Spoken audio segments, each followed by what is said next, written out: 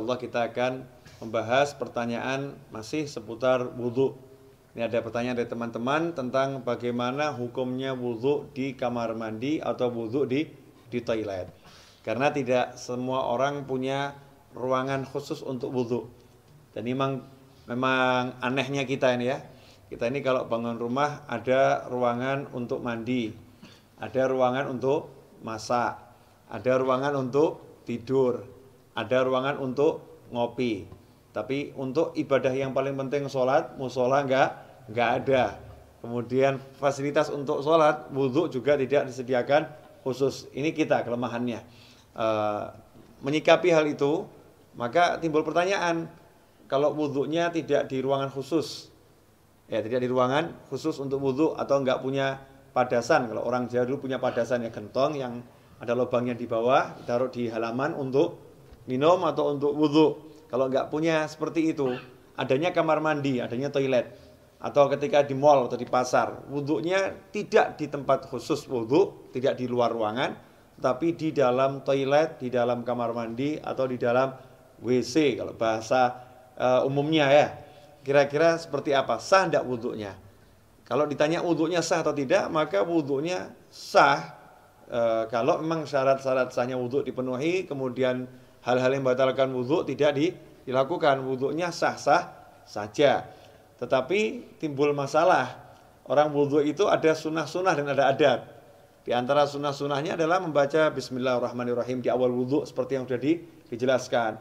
Kemudian nanti ada doa setelah wudhu. Dan ada adab-adab yang diajarkan oleh para ulama. Ada ulama-ulama yang menyusun doa-doa ketika basuh wajah, doa ketika berkumur, doa ketika membasuh tangan, doa ketika membasuh kaki. Seperti yang dijelaskan oleh Imam Ghazali dalam kitabnya Bidayatul Hidayah. Jadi memang doa-doa itu tidak diajarkan Rasulullah SAW, tapi orang diajarkan untuk berdoa kapanpun ya. Apalagi kalau doa ini dari para ulama. Lantas bagaimana kita mau membaca doa di dalam kamar mandi? Atau kita membaca Bismillahirrahmanirrahim sedangkan di dalam kamar mandi. Sementara kita ketahui Nabi kita Muhammad SAW mengajarkan agar kita tidak membaca lafzul jalalah, asma Allah, atau ayat-ayat Al-Quran, atau doa-doa di dalam toilet, di dalam kamar mandi. Emang apakah ada sumber hadisnya? Ada. Kita semua tahu baginda Muhammad SAW itu punya cincin. Ya, punya cincin. Khatiman min fiddah, dari perak. Ya, Rasulullah punya cincin dari perak, yang cincin itu fungsinya sekaligus sebagai stempel. Ya, fungsinya sebagai stempel. Dulu Rasulullah SAW tidak punya cincin, tidak punya stempel. Tapi ketika sahabat mengatakan, nih raja-raja yang pembesar-besar non-muslim itu kalau dapat surat, tidak ada stempelnya tidak mau terima. Ya, mereka tidak akan menerima surat kalau nggak ada stempelnya. Rasul pun mengikuti, kalau begitu buatkan saya stempel. Ya, buatkan saya stempel.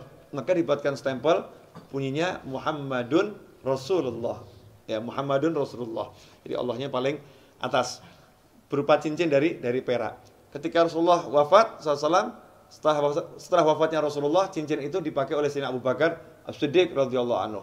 Setelah wafatnya Sayyidina Abu Bakar, dipakai oleh Sayyidina Umar ibn Khattab. Kemudian dipakai oleh Sayyidina Utsman bin Affan radhiyallahu anhu. Nah, ketika dipakai Sayyidina Utsman, cincin itu jatuh ke Bir Aris, ya, sumur Aris. Ya, kemudian tidak ditemukan lagi.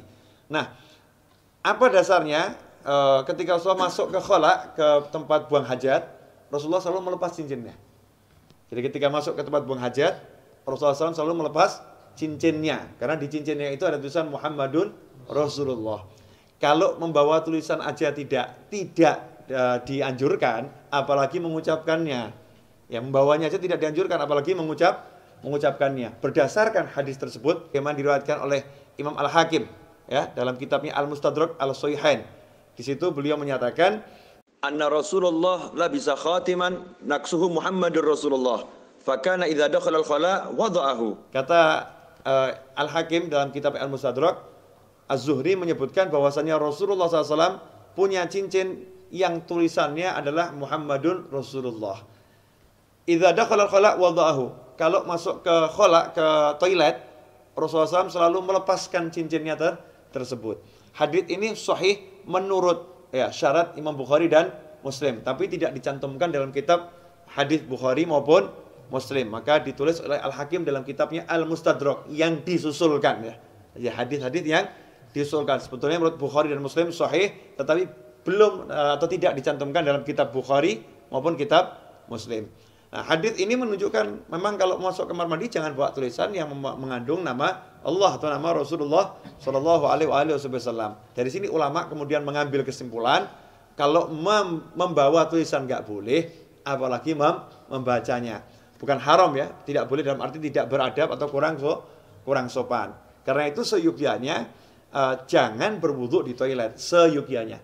Cari tempat wudu yang memang betul-betul untuk wudu. Kalau tidak adanya toilet, barulah silahkan wudu di toilet atau di kamar mandi atau di WC. Tapi kalau wudu di kamar mandi, toilet atau WC, jaga adabnya. Apa adabnya itu? Ya satu, jangan membaca asma Allah. Cukup dibaca di dalam hati. Lantas bagaimana dengan doa setelah wudu? Ya doanya dibaca di luar kamar mandi. Jadi selesai wudu langsung keluar baca doa setelah wudu. Atau bismillahnya dibaca di luar dulu. Bismillahirrahmanirrahim, masuk langsung wudu juga. Nah, dengan begitu maka sunnahnya tidak hilang, tetap bisa melaksanakan sunnah-sunnah yang dianjarkan oleh Nabi Muhammad Sallallahu Alaihi Wasallam. Insyaallah sedikit ini barokah dan jangan kemudian jadi jalan justru.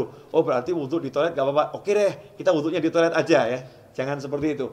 Usahakan wudu di luar toilet agar bisa melaksanakan banyak sunnah. Kalau memang terpaksa baru berwudu di toilet.